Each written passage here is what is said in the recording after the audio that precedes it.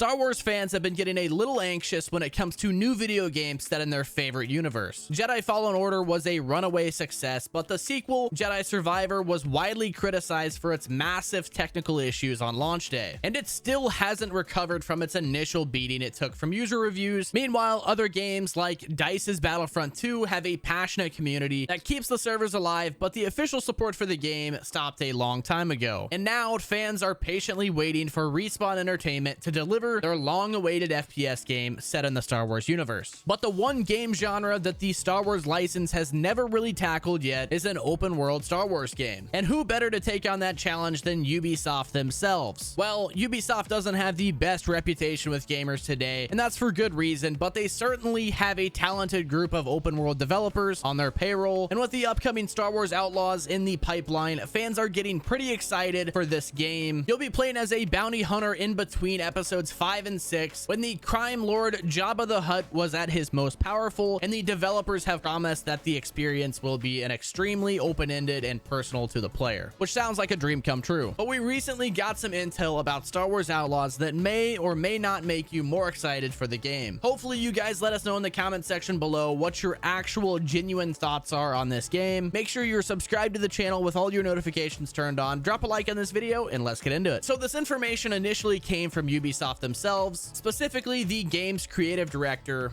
During an interview, he stated that the planets in Star Wars Outlaws are going to be pretty freaking big, but not nearly as big as the other galaxy-sized games like No Man's Sky or the upcoming Starfield. According to him, the planets in Star Wars Outlaws will be roughly the size of the 2 zones in Assassin's Creed Odyssey's map. Granted, the zones in Odyssey are pretty diverse in size and scope, so this statement really didn't give us a lot of specific information on what the game is actually going to be like. But there is some other big news in regard to the map, and that's that everything will be handcrafted and nothing will be procedurally generated. Does this mean the planets are going to be relatively small? Are they going to be big enough? I mean, I think we all know the entire planet is obviously bigger than the portion of Assassin's Creed Odyssey's map, but how is the team going to actually make that work within gameplay? From the sound of it, this means that only certain portions of each planet will actually be playable, likely just the major outposts in the surrounding areas, but those areas are going to be handcrafted and meticulously designed to feel unique and avoid any kind of procedural generation like No Man's Sky. And no, I'm not trying to say there's something wrong with procedural generation in a game like this, because obviously there isn't, but Ubisoft seems to be taking a very different approach with Star Wars Outlaws, other than the other space exploration games like we have, like Starfield that's coming out and No Man's Sky. They definitely want the game to fit the universe. Some rumors relayed to us have suggested that the game is not only going to feature a handful of other planets, and each of those planets are going to feature about 30 to 50 square miles of playable area and feel immersive as possible. Although I can't help but wonder how the game is going to justify you not being able to leave that 30 to 50 mile square map. I honestly hope that it just doesn't feel like an invisible wall or barrier that you just like are completely stopped in your tracks and you have no way to go around, and it's just like a completely fake area. So I completely understand what the team is going for here. They want the game to feel really unique and stand out from the other galaxy exploration games. They also want to make sure that the game fits into the Star Wars lore in every way possible. I could definitely see it being a little problematic if the planets were all procedurally generated, but then players just started encountering random things that never existed in Star Wars lore. Perhaps the game generates a version of an existing planet that conflicts with what's shown in the movie. Being canon is very important when designing a Star Wars game, and it seems Star Wars Outlaws development team isn't risking anything. But what do you guys think? Do you think a 30 to 50 square mile of playable area is enough for each planet, or would you rather be able to walk around the whole thing? Do you think handcrafting each planet is justification for making the playable space smaller, or would you prefer some procedural generation for the sake of additional exploration? Are you excited for Star Wars Outlaws? Make sure to let me know in the comment section below. Make sure you subscribe to the channel with all your notifications turned on so you don't miss any future updates. This has been Zach with VGL. I hope you guys enjoyed.